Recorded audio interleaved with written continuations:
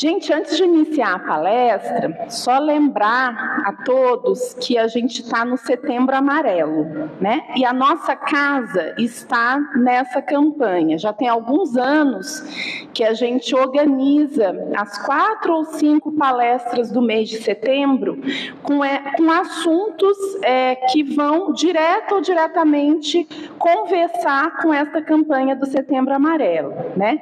Para quem é médium, para quem tem mais sensibilidade, sabe que esse mês é um mês denso, né? Um mês que a gente precisa orar e vigiar um pouquinho mais do que a gente já faz no restante do ano, porque quando esses assuntos vem à tona também a oportunidade do auxílio. E quem está atento para este auxílio pode se permitir a essa oportunidade. Então, muitos irmãos que desatinados, né, retiram a vida antes do tempo natural, têm muitas das vezes permissão, tem todas as vezes, né, cada um ao seu tempo, permissão no plano espiritual para esse tipo de atendimento. E a gente acredita muito que falar sobre o suicídio é também ir gradativamente retirando um tabu que se tem na nossa sociedade, do mesmo modo que se tem o tabu sobre a morte. Então, nós estamos dentro de uma casa espírita, nós temos muitos acessos a uma literatura, ao Pentateuco, que traz para a gente subsídios importantes para a gente conseguir encarar essas questões. Então, essa palestra, ela faz parte de uma série, né? Nós já tivemos 2 domingos, palestras referentes, teremos domingo que vem com a Rosalba, uma palestra mais estrita sobre suicídio e loucura, e ainda teremos no último domingo também palestras alusivas a esse tema. Hoje me foi confiado este tema, né, com um enfoque mais na perspectiva da depressão. Tá? Então, é esse tema sobre desistir jamais, neste contexto, né, de combate ao suicídio, e a gente acredita muito que neste momento muitos espíritos possam ser atendidos. Então, a gente pede que todos nós possamos vibrar no mesmo diapasão aqui, de amor, de acolhimento, enquanto a gente trata desse tema. Combinado? Posso contar com vocês? Então, vamos seguir. Deixa eu ver aqui. Antes de iniciar o tema propriamente dito, falar dessa campanha, né? É uma campanha que no Brasil, oficialmente, os organismos de saúde, desde 2015, assumiu essa campanha. E nessa campanha sobre o Setembro Amarelo, a gente vê várias campanhas. Uma me chamou muita atenção com essa nomenclatura, que na língua portuguesa é uma língua muito rica, né? E a gente vê que tem uma diferença nessa campanha sobre valoração da vida. Então, percebam que não é valorização, é valoração da vida. Se a gente for lá no dicionário, valorar é diferente de valorizar, né? Valorar é atribuir valor e valorizar é aumentar o valor atribuído. Então, realmente tem muito sentido a gente pensar numa campanha de Setembro Amarelo com essas duas perspectivas. Primeiro, de dar valor à vida, porque muitas vezes os espíritos que desatinam nessa perspectiva de abreviar a vida, na verdade eles não querem abreviar a própria vida. Ninguém quer abreviar a vida, quer abreviar o sofrimento que está passando daquele momento e que não vê luz no fim do túnel, né? Então, nessa perspectiva de atribuir valor, de dar valor, já começa um trabalho, sim, depois, lógico, consequentemente, de valorização, de aumentar esse valor cada vez mais. A gente sabe que é um processo gradativo, né? Eu não sei se todos aqui sabem que a gente fala muito de Setembro Amarelo, mas a origem dessa data, né? Nos Estados Unidos, em 94, um jovem de 17 anos, Mike M., cometeu suicídio. E daí ele tinha um carro amarelo e no dia do seu velório, seus pais e amigos decidiram distribuir cartões amarrados em fitas amarelas com frases de apoio para pessoas que pudessem estar enfrentando problemas emocionais. Aí começou uma mobilização, né, em vários países do mundo, e setembro foi escolhido desde 2003 pela OMS como o 10 de setembro, né, principalmente como Dia Mundial de Prevenção ao Suicídio. Lógico que a gente tem várias outras narrativas em outras partes do mundo. A Ásia, por exemplo, que tem altos índices de suicídio também, mas esse marco no Ocidente traz muito essa política pública, vamos dizer assim, que a OMS institui desde 2003 e que o Brasil, desde 2005, pegou mais para si, vamos dizer, né, na atuação a partir de algumas entidades, como o CVV, que é o Centro de Valorização da Vida, o Conselho Federal de Medicina e a Associação Brasileira de Psiquiatria. Então, a gente tem esse marco. Agora, nós estamos dentro de uma casa espírita. Então, a expectativa aqui é falar sobre essa temática à luz, na visão do espiritismo. Então, a primeira ferramenta, vamos dizer assim, que a gente tem para trabalhar, que a doutrina dá muita base para a gente trabalhar, é que a morte não existe. É que a vida continua. O que acaba, o que perece, é o corpo físico. Né? Nós todos, pela lei de reencarnação, a gente entende esse processo, que o corpo fica, mas que o espírito segue, né? Em planos espirituais. A maior parte dos estudos, tanto espíritas, espiritualistas, ou mesmo no âmbito da psicologia e da psiquiatria, atribuem alguns elementos para essa abreviação da vida. Um deles são as teorias materialistas, porque a partir do momento que eu entendo que esta vida que eu tenho aqui é a única, faz sentido a abreviação dela se eu estou com um problema muito sério, porque daí eu vou pensar assim, eu vou parar, né? Aquela dor vai cessar, porque eu não tenho uma continuidade daquilo. Então, se a gente percebe mesmo, a partir do materialismo, nessa perspectiva de que essa vida que a gente está vivendo aqui é a única que a gente vai ter, a noção da abreviação da vida a partir do suicídio faz muito sentido, porque doeu, eu vou parar aquilo que está doendo. Agora, a partir do momento que eu tenho a certeza da continuidade da vida, da lei de causa e efeito, da lei de reencarnação, como o capítulo 5 do Evangelho segundo o Espiritismo nos traz, né, um tratado sobre os sofrimentos que a gente passa tendo causas pregressas ou presentes dos nossos atos, né? Tudo que eu estou vivendo hoje está de acordo, é alguma consequência, algum efeito de algo que eu cometi, sendo isso bom ou ruim, né? A lei de ação e reação. Então, a partir deste entendimento, fica muito mais ampla esta visão sobre a verdadeira vida, que é a vida espiritual, né? Não sei se todo mundo que está aqui no salão tem essa dimensão de que todos nós somos espíritos e estamos provisoriamente nesse corpo físico. Quando a gente tem essa noção, a perspectiva que a gente vai olhar é da perspectiva espiritual. E daí as consequências dos atos ficam muito mais complexas para a gente compreender, certo? Então, a gente acredita muito que o Espiritismo consegue nos trazer luz às questões de causas, que levam as pessoas a abreviarem a vida, e também a literatura espírita nos traz muitas notícias das consequências, né? Vamos pensar numa obra clássica do espiritismo, da Ivone Pereira, por exemplo, Memórias de um Suicida, né, que fala relatos, né, traz vários relatos de como essas pessoas chegam no plano espiritual e do que elas vão passar ali.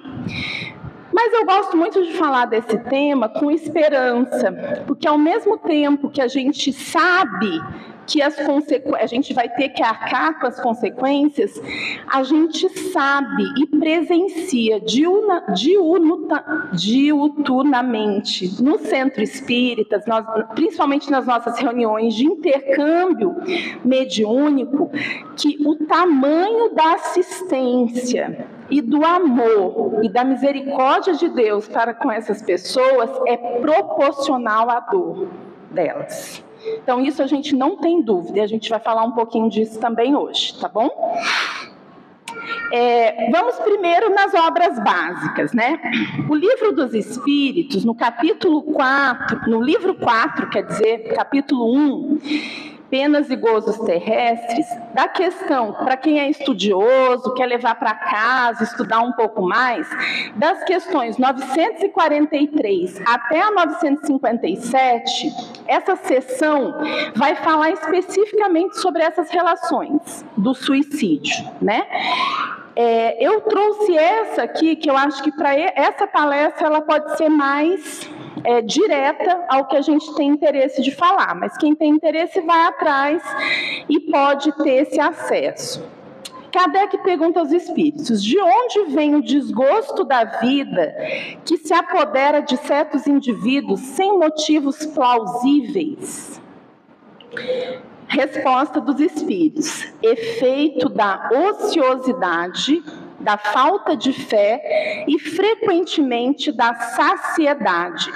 Olha que interessante essa tríade que apresenta aqui, né?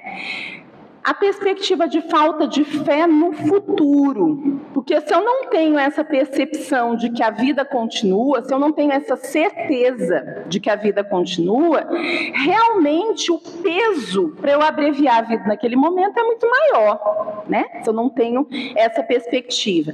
Agora, duas questões que aparentemente são opostas, elas aparecem também nessa resposta. Ou, por um lado, a perspectiva da ociosidade, então o ócio. Minha mãe sempre me diz uma coisa: você quer pedir um favor para alguém? Peça para alguém que faça muita coisa. Essa pessoa vai fazer o favor para você, né? Porque o ócio, muitas das vezes, leva a gente para um estado de letargia, né? E a gente vai falar um pouquinho disso mais para frente, a consequência extrema disso sendo a depressão, né? Um processo de depressão. Então, ou essa pessoa, ou a ociosidade nessa perspectiva de que eu não tenho nada para fazer da minha vida, eu não tenho sentido na minha vida, e eu imobilizo, né, a partir do ócio, ou no outro extremo, a perspectiva da saciedade total. Eu já vivi tudo. Sabe aquelas pessoas que vivem intensamente tudo e que daí não tem mais sentido, assim, eu posso acabar, né? Então, por um lado, uma perspectiva do ócio, de não poder fazer as coisas, e por outro lado, no extremo, uma saciedade total que não me dá mais sentido de continuar. Olha que interessante como os extremos aqui são próximos, né? E daí os espíritos continuam. Para aquele que exercita suas faculdades com um objetivo útil e segundo suas aptidões naturais, o trabalho não tem nada de árido e a vida se escoa muito rapidamente. Ele suporta as vicissitudes com tanto mais paciência e resignação, quanto age tendo em vista uma felicidade mais sólida e mais durável que o espera. Aqui o equilíbrio, vamos dizer assim, que todos nós ansiamos chegar. Essa segunda parte da resposta, eu diria que nós ainda estamos caminhando, né? Nós aqui, pelo nosso nível evolutivo, a gente muitas vezes existem momentos cíclicos na nossa vida, e isso que é interessante, a gente adentrar esse tema e tentar trabalhar esse tema sem tabus, porque parece que fica uma coisa assim, suicídio, meu Deus, né? E parece que é uma coisa que está assim, um bicho de 7 cabeças. E quando a gente adentra a doutrina e adentra os relatos mesmo das pessoas que tentaram suicídio ou que se suicidaram, a gente percebe que são pessoas muitas das vezes comuns. Não são monstros, são pessoas comuns que não aguentaram, muitas das vezes, algum tipo de sofrimento. Essa oscilação entre o ócio e a saciedade é comum a todos nós. É como o psicólogo ou psiquiatra fala lá para a gente a diferença de uma depressão já patológica ou de uma melancolia, uma tristeza sobre algum fato que aconteceu na nossa vida e realmente a gente dá uma afundada, mas depois a gente levanta. O problema é a gente não conseguir fazer esse processo da oscilação. Quem aqui nunca... A gente acorda todo dia feliz, igual está lá no Instagram? Não, né? Tem dia que a gente arrasta, não é assim? Tem dia que a gente não está muito afim das coisas. Então, isso é comum a esse estado vibratório, espiritual, inclusive do próprio planeta Terra, né? Que tem estado muito denso mesmo, né? Por conta de várias questões que sabemos também da transição que a gente está vivendo. Então, trouxe 3 pontos aqui para entrar exatamente na depressão, que a doutrina nos dá a base. O Livro dos Espíritos, com essa questão. O Evangelho segundo o Espiritismo, no capítulo 5, que é o maior capítulo do Evangelho segundo o Espiritismo, e não é por acaso que é o maior capítulo, é o que vai falar do bem-aventurados os aflitos. Vai falar do nosso sofrimento nessa vida aqui. A compreensão por que sofremos e como sofremos, né? E no item 14, 15 e 16, Kardec vai compilar um pouco das informações que ele colheu na pesquisa junto aos espíritos, falando sobre essas relações que vão acontecendo que levam a essa linha tênue entre o suicídio e a loucura, que é um tema que Rosalba, que está bem ali, vai trabalhar domingo que vem, então não vou adentrar neste tema, né? Mas eu quero chamar a atenção para uma coisa que no capítulo 5 nos traz, que é muito interessante. Kardec vai fazer uma relação entre a covardia moral e a coragem moral, né? Ele vai falar: a incredulidade, a simples dúvida sobre o futuro e as ideias materialistas são os maiores incitantes ao suicídio e ocasionam o que ele vai chamar de covardia moral. A pessoa não deu conta dos problemas da vida, seja ela com ela própria, seja no núcleo familiar, enfim, os motivos são vários, né? Mas que estão centrados, mais uma vez, na incredulidade, na dúvida sobre a vida futura e nas ideias materialistas calcadas no Ocidente, né? Principalmente no próprio Constituição do Espiritismo, no século XIX, onde essas ideias também eram muito a razão, né, essa perspectiva da razão sendo muito colocada em prova. E o Kardec vai falar então que, contraponto a isso, a calma, a resignação, auridas da maneira de considerar a vida terrestre e a confiança no futuro, dão ao espírito uma serenidade, que é melhor preservativo contra a loucura e o suicídio. Aí está a coragem moral. É interessante a gente pensar que na certeza da vida futura como um preservativo contra o suicídio. Isso é muito interessante porque mesmo que a pessoa esteja num estado de muito desespero, o simples fato de ter a certeza que a vida não vai acabar pode fazer com que essa pessoa não cometa esse desatino no último grau, né? E aí, gente, aqui estão as nossas ferramentas principais, que acho que o Espiritismo tem, inclusive, para contribuir com a sociedade. A outra pessoa não precisa ser espírita. Em qualquer ambiente que a gente estiver, a gente pode levar essa mensagem do modo que a gente conseguir, que a gente achar melhor, dessa perspectiva da continuidade da vida, porque é como se a gente, com argumentos, com a fé raciocinada, provasse para a pessoa que aquele ato, ao invés de diminuir a dor, vai aumentar a dor.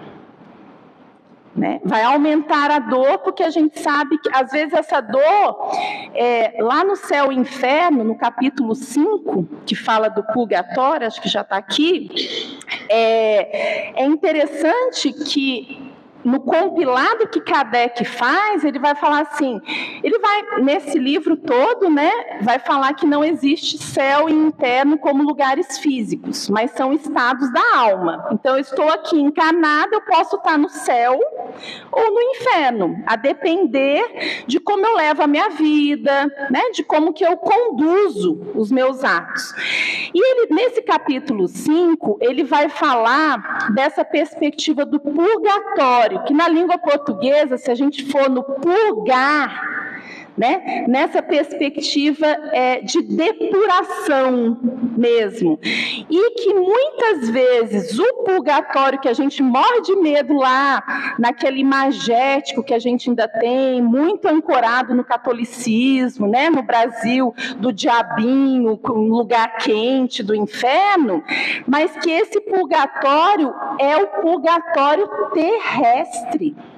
É o que a gente está vivendo aqui. Então, muitas vezes, eu abreviei a minha vida e quando eu vou fazer o meu planejamento reencarnatório, muitas coisas eu vou ter que expiar nessa lei da reencarnação.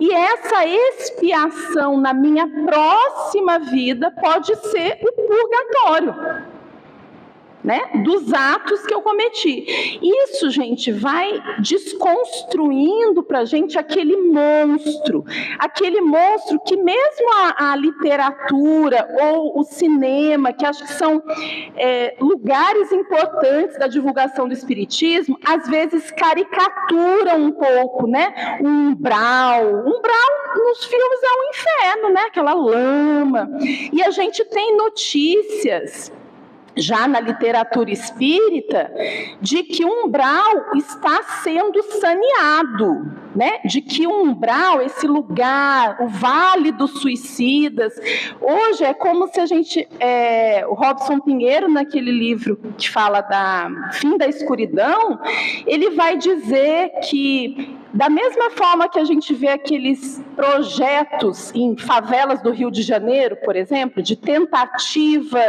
de saneamento ali de um local físico, o Vale do Suicida também passa por esse processo de saneamento. Então, é um lugar de dor, mas cada vez mais um lugar, um hospital, um lugar de muito acolhimento, um lugar que a gente tem notícias, Bezerra de Menezes, Maria de Nazaré, né, como sendo espíritos que coordenam um trabalho de recolher os suicidas e cuidar e fazer passar por este processo temporário de entendimento sobre a própria vida para que consiga elaborar um processo, um planejamento reencarnatório.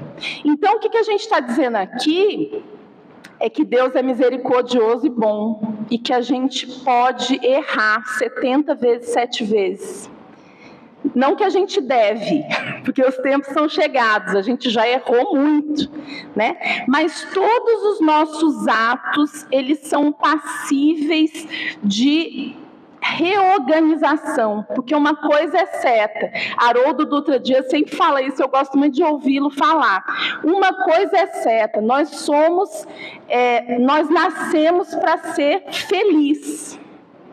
Nós nascemos simples e ignorantes e ansiamos essa perfeição relativa, não a de Deus, do Criador, mas de uma felicidade.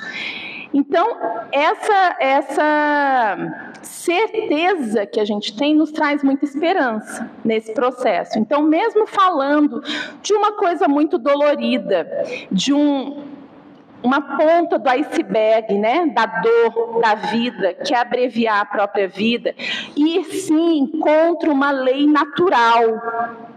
E por que as pessoas que abreviam a vida sofrem tanto nesses processos? Porque Deus é tão perfeito quando Ele vai criar, que nós somos criados, inclusive energeticamente, para viver um certo período de tempo.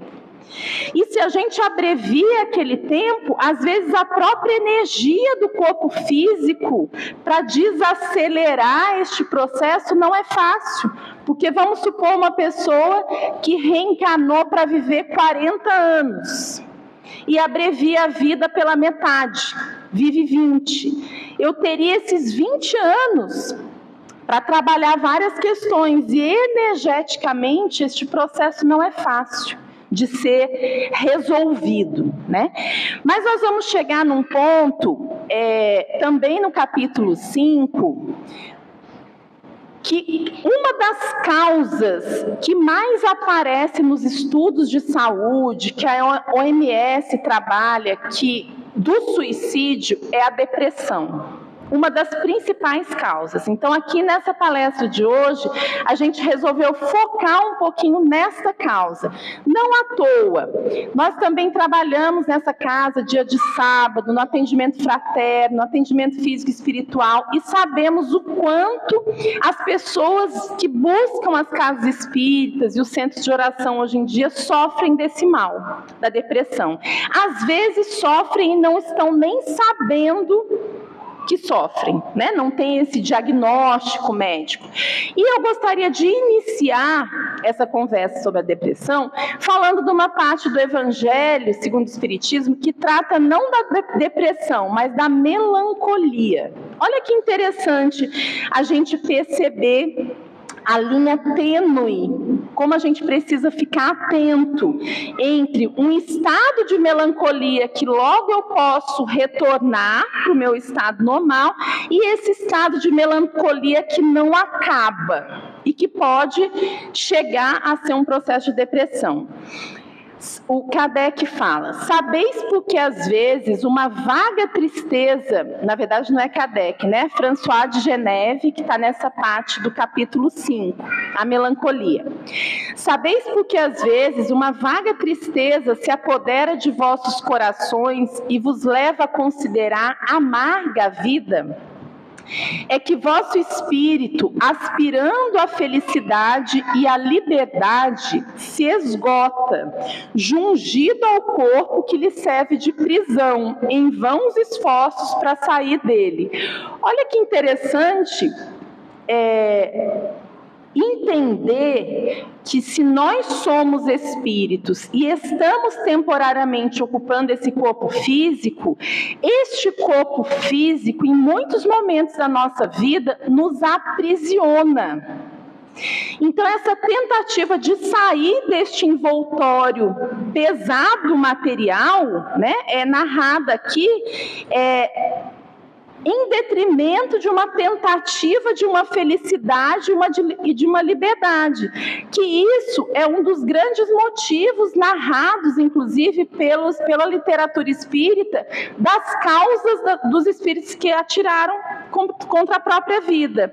Queriam se libertar daquele fato, daquele momento difícil, né? Reconhecendo inúteis esses esforços, cai no desânimo e, como o corpo lhe sofre a influência, toma-os a lassidão, o abatimento, uma espécie de apatia, e vos julgais infelizes. Crede-me, resisti com energia a essas impressões que vos enfraquecem a vontade. São inatas no espírito de todos os homens as aspirações por uma vida melhor. Então é interessante a gente perceber, quando eu leio essa parte do Evangelho, fica muito claro para mim que todos nós, em algum momento, por motivos diversos, passamos por este processo de melancolia, e este processo faz parte do nosso processo evolutivo, do nosso estado espiritual neste momento. Mas, como eu falei desde o início, não é para a gente estar com melancolia a vida toda. Se realmente eu estou a vida toda desse jeito, alguma coisa está errada. Eu preciso buscar ajuda.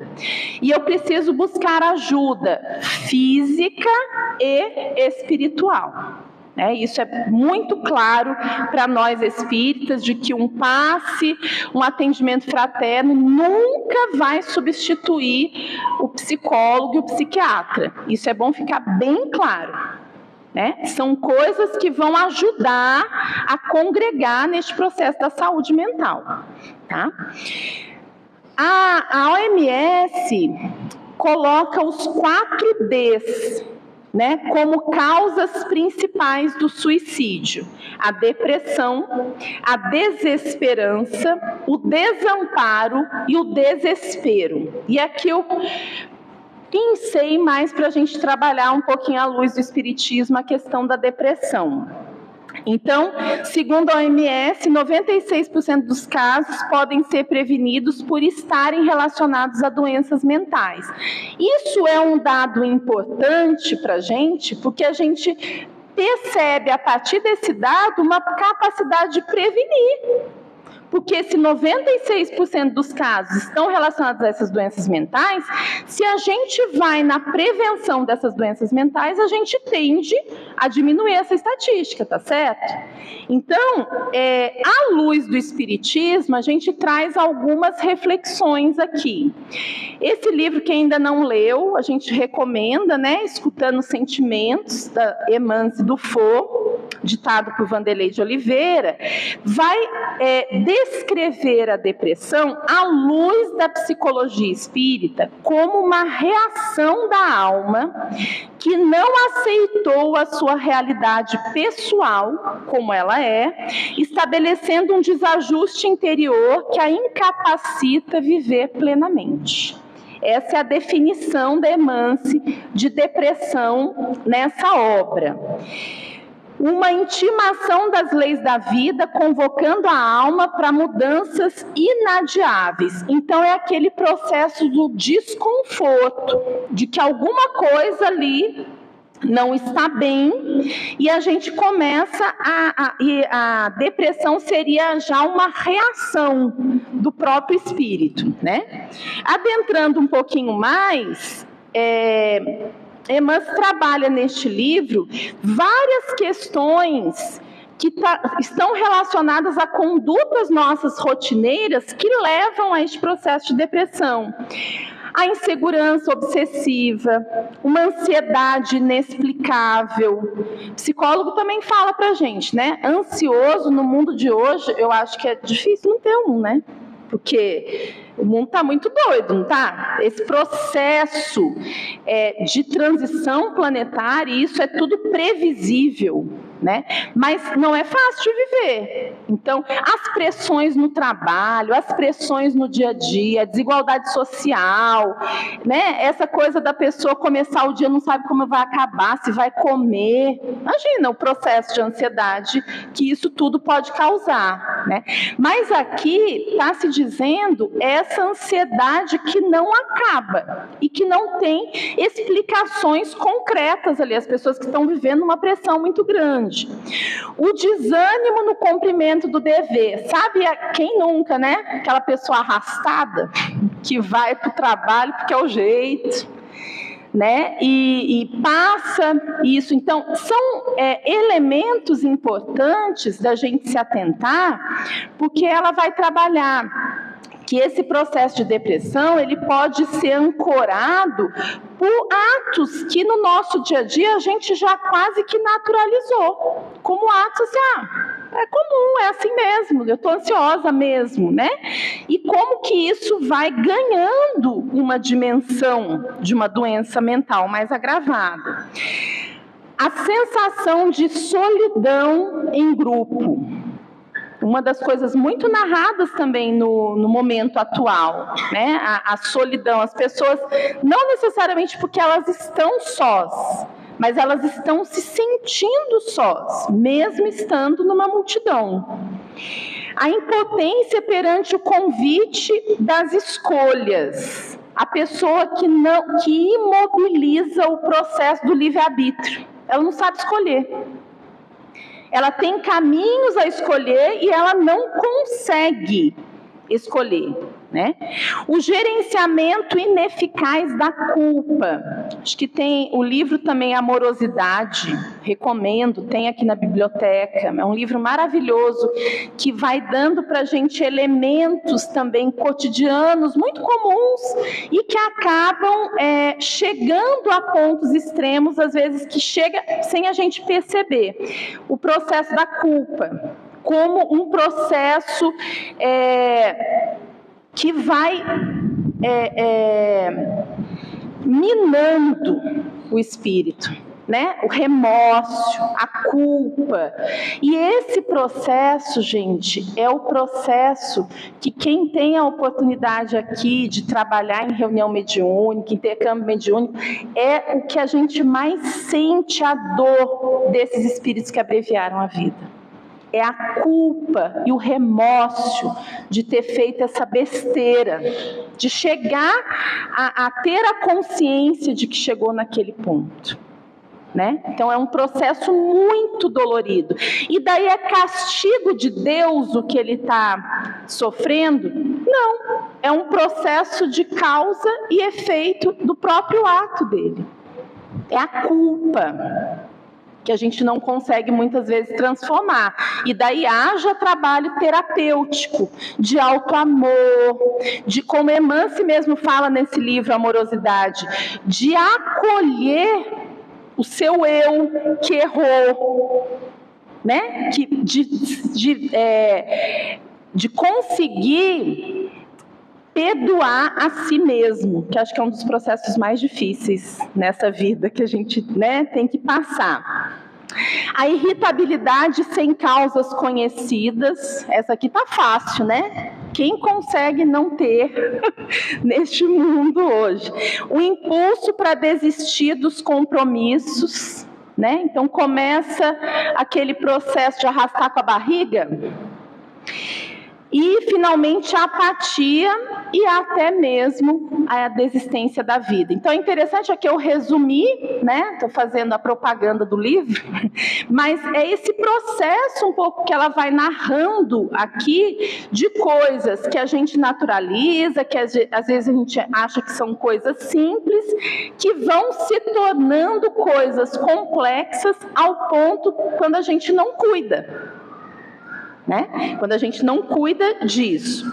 A pessoa com depressão rouba de si mesma a energia da vida, porque a depressão pode ser considerada uma questão coletiva que faz parte do mundo de transição planetária. Ela vai perguntar, então, como que hoje a gente entende, na visão, à luz da doutrina espírita, esse processo de depressão? Porque não é uma ou outra pessoa, é um processo de saúde coletiva que a gente está vivendo hoje no mundo, né? Acho que se eu perguntar aqui no salão, quem já passou por isso ou conhece alguém, acho que a grande maioria se pronunciaria, né? Então, é uma coisa que está muito próxima de nós. E daí ela explica, devido aos programas coletivos de saneamento psíquico da Terra, orientados pelo alto, vivemos um momento histórico. Nunca foram alcançados índices tão significativos de resgate e socorros nos atoleiros morais da erraticidade. Consequentemente, eleva-se o número de corações que regressam ao corpo canal sob a custódia do remorso, ou o purgatório, lá do livro Céu e Inferno, terrestre. Quer dizer, eu me proponho a vir uma outra vida, expiar as questões que eu vivenciei lá atrás. Este estado psíquico responde pelo crescimento de episódios depressivos. A solução vem da própria mente e a terapêutica está na criatura. Precisamos aprender a ouvir os ditames da consciência. Isso é interessante na psicologia espírita, que a gente tem, né, Joana de Ângeles como um nome forte, né, com várias obras que vão trazer a psicologia espírita, Emance Dufour, também Adenauer Novaes, são alguns nomes de literatura que a gente pode confiar, né, e ter este entendimento dessa relação da psicologia física com a psicologia espiritual. Ela fala, precisamos aprender a ouvir os ditames da consciência. Isso acontece quando o self supera os tormentos da culpa e do medo, da ansiedade e do instinto de posse. Olha aqui quanto desafio a gente tem, né? Porque só a gente lê aqui medo, ansiedade, instinto de posse, talvez seja os nossos verdadeiros problemas, estão aqui, né? Ancorados pelo nosso orgulho e pela nossa vaidade. Né? Então entendemos, não estamos sós, Deus está conosco. Eu trouxe também Joana de Ângeles para a gente ver uma perspectiva que está mais ancorada com essa temática que nos foi dada para trabalhar, a desistência, né, da vida. E aqui a desistência da vida numa perspectiva última, mas Joana de Ângeles nos alerta para uma coisa importantíssima, que a gente não pode desistir das coisas pequenas da vida, porque a gente se habitua a desistir das coisas. E isso vai virando uma bola de neve, que pode sim chegar a um extremo de desistir da própria vida. Então eu tenho um sonho, mas está muito difícil, então eu começo a não correr mais atrás das coisas que eu quero. E aquilo vai virando um estado da alma de apatia, né, um estado de imobilização que pode sim chegar a um processo mais severo de desistência da própria vida. Então ela vai falar, é importante não desistir, pois perseverar é um desafio que deve ser aceito. Abandonar algo pode significar fugir e perder a oportunidade de realizar algo, assumindo as consequências naturais. Sempre quando a gente está com um problema para resolver nessa vida, é interessante a gente pensar duas coisas para dar força. Primeiro, que aquele problema é um grão de areia na eternidade. Então, vamos tentar, né, se distanciar um pouco do problema, porque a gente sim pode dimensionar o nosso problema. Se a gente tem fé na vida futura, esse momento que a gente está vivendo aqui é um sopro. Então, a gente também pode dimensionar o problema dessa forma. E uma outra coisa, com a nossa consciência da fé raciocinada, é pensar, poxa, eu cheguei até aqui para resolver uma coisa, agora eu vou desistir, e eu sei que quando eu retornar para resolver essa coisa pode estar mais grave a ser resolvida.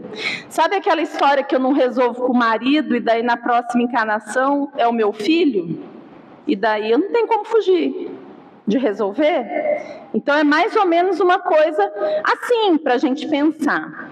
De acordo com Joana de Ângeles, é preciso se entregar a Deus e perseverar na realização, mesmo diante dos fatores infelizes.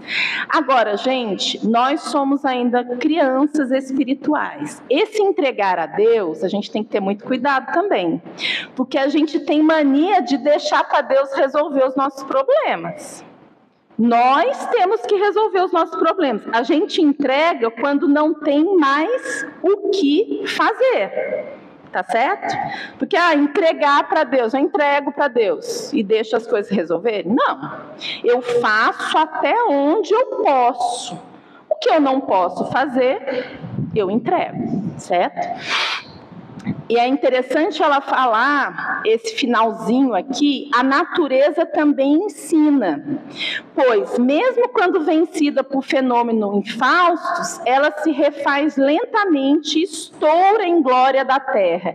É interessante esse processo, né? Nós estamos muito desconectados da natureza, mas o quanto a natureza nos ensina esses processos cíclicos, né, do tempo das coisas, da coisa que às vezes a gente não tem paciência de resolver. Ninguém foge de si mesmo. Desistir é protelar, transferir dívidas para serem pagas no futuro com juros e correções. Então, se eu não conseguir resolver agora, é o cartão de crédito lá que eu pago o mínimo. E o mês que vem eu vou ter que, aumentou a minha dívida. Então, e assim consequentemente. Todos somos herdeiros de nós mesmos, carregando na morte física para a vida imortal do espírito o que sentimos, conhecemos e as consequências morais de nossas ações. Eu vou chegar logo aqui nessa parte, que a gente já está quase fechando. Quero muito me encaminhar para o final da nossa conversa com esperança, que nós temos sim, dentro da casa espírita, uma terapêutica eficaz na prevenção da depressão e do suicídio. A gente tem várias ferramentas dentro dos nossos fazeres e dos nossos saberes dentro da casa espírita que pode sim ajudar nessa prevenção. A gente tem um atendimento fraterno, a gente tem um atendimento físico e espiritual, a gente tem a prática da prece, porque esse entregar a Deus quando não tem mais jeito, quando está no desespero, é se conectar e pedir ajuda e fortalecer a fé. Todos nós aqui que já experienciamos alguma prova ou expiação mais difícil nessa vida, sabemos que a nossa fé só se fortalece na dor. A gente ainda não tem idade espiritual para desenvolver fé sem dor. Então, vamos aproveitar as oportunidades dos desafios da vida, da dor, para realmente passar por elas e nos melhorar. Porque o problema é a gente passar pela dor, a dor doer e a gente não aprender. Aí vai ter que vir de novo para doer mais. A prática da prece independe de templos. A prática da prece somos nós na conexão com Deus. Lógico que dentro da casa espírita a gente instrui as pessoas que procuram a casa algumas práticas, como é o caso do Evangelho no Lar. E a gente vê o quanto o Evangelho no Lar, para uma família, por exemplo, que está em atendimento físico e espiritual na casa, abre caminhos para assistência. É uma coisa incrível, porque uma coisa é você pedir ajuda, mas pedir ajuda naquela perspectiva de vítima, que o outro lá, o médico está dando passe que vai me salvar. Não existe isso, gente. O médico está dando passe, às vezes está precisando mais do que você que está recebendo. Estamos todo mundo no mesmo barco. A questão é a gente fazer. Nós fazemos por nós mesmos. Então a prática, da mesma forma que a gente limpa a nossa casa toda semana, lava o banheiro, passa pano, varre, tira pó, a gente tem que fazer isso fluidicamente na nossa casa. A gente pode até fazer isso quando faz a limpeza. Eu gosto de fazer o Evangelho no Lar, o dia que eu faço a faxina física, né? É como se a gente fechasse ali o ciclo. Mas o Evangelho no Lar é a faxina fluídica, espiritual. É tirar a sujeirinha mental, espiritual, que vai transformar uma dorzinha numa dozona, que vai transformar uma tristezinha numa melancolia sem fim, numa depressão. Então, nós temos os recursos para fazer isso, né? Outro recurso muito importante, talvez o mais importante que a gente já descobriu nessa seara espírita, trabalho no bem. No momento que eu me dou, seja 1 hora por semana, seja 2 horas, seja um dia na semana, seja todos os dias, porque daí isso é muito íntimo e da vida de cada um, não tem uma receita. Você tem que trabalhar voluntariamente 3 vezes por semana, não tem essa receita. Você tem que trabalhar no bem, desde a hora que você acorda até a hora que você vai dormir. Quanto mais a gente trabalhar no bem, a gente vai receber as coisas boas. Quando a gente está interessado no problema do meu amigo do trabalho e que eu paro 5 minutos para escutar, são 5 minutos de terapêutica minha, que eu estou esquecendo o meu problema. E aquilo vai virando um hábito tão grande que a gente vai começando a gostar daquela sensação de fazer o bem que a gente recebe. É da lei, né? Distribuir, plantar e colher, é da lei.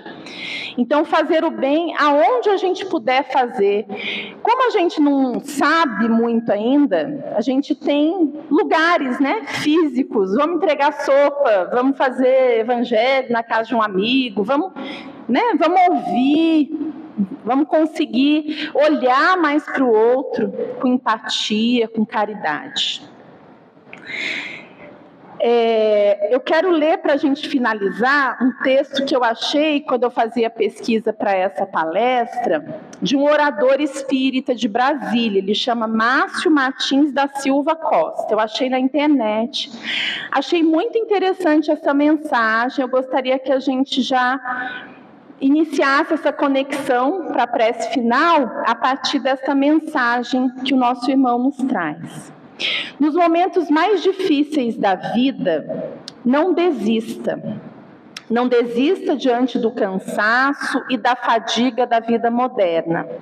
Não desista diante dos livros nos bancos escolares. Não desista diante do sofrimento que lhe imprime alguém no seu trabalho. Não desista diante de uma perda profissional.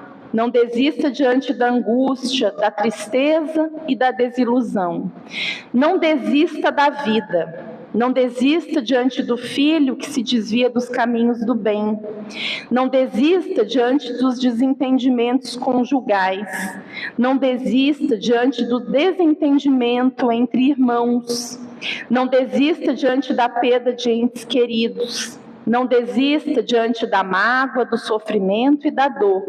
Não desista do amor.